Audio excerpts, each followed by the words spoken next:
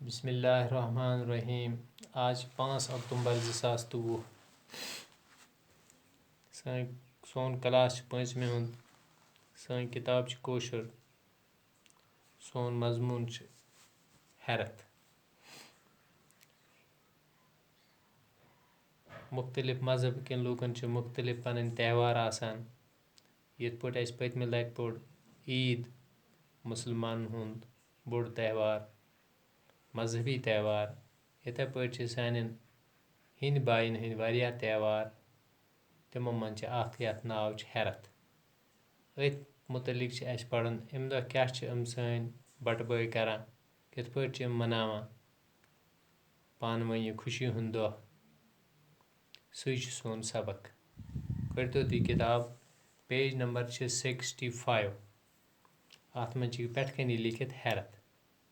डून यम तुम वचान मन डून, गोज,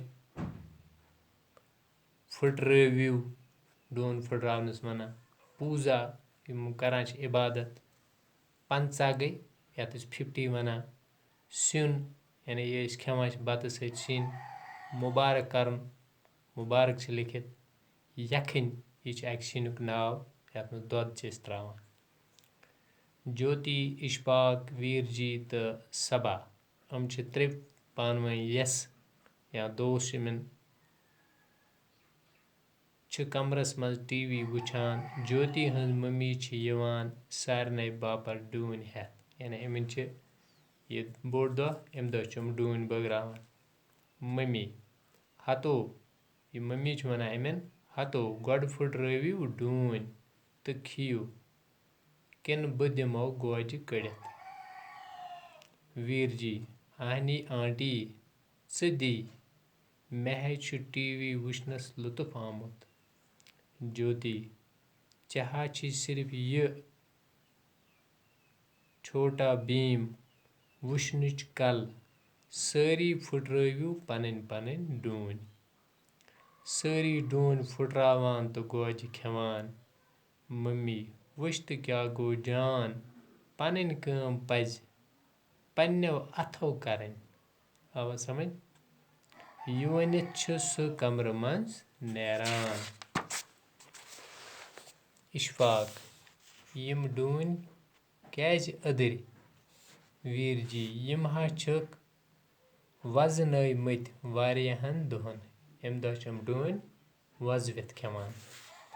सबा आ बह वन हैरस दह त्रव आंटी गगर मज डून तो सह हेथ वस यार बल, तोर खजिन आब गगर बरित, यानी सह बन यथ मज आब रटान तथ वनान गगर। ज्योति पछ ब्रोट कर मम्मी गरनावे तो हेर बोन लिवन, यानी वो 15 दह हैरत यमो कर गर पन्ने सफाई। इशफाक अलय मे हैरत साल खेने, ठहर बह वने आंटी। सबा हैरस खर्च ते मंगजस, सारने शुरन दितुक ना हैरस खर्च। ज्योति ना इशफाका खर्च हा छुने मे निश थोमुत, रट सा क्या छु। ज्योति इशफाकस 50 रुपयुन दिवान, 50 रुपयुन अख। इशफाक नोट रटित सिर्फ 50 रुपये। वीरजी वुच पा सारने दिचन 50 रुपये पनुन नोट हावान। सबा रटिव सा डून गोज, सारी गोज खेवान।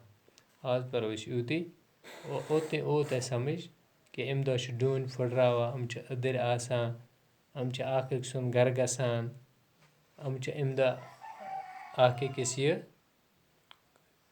खर्च ते हैरस खर्च, यथ पे वनान ईदियान, अम खर्च हैरस खर्च अख अकिस दिवान शुरन। तो इत पे अम पनुन यह त्यौहार मनावान।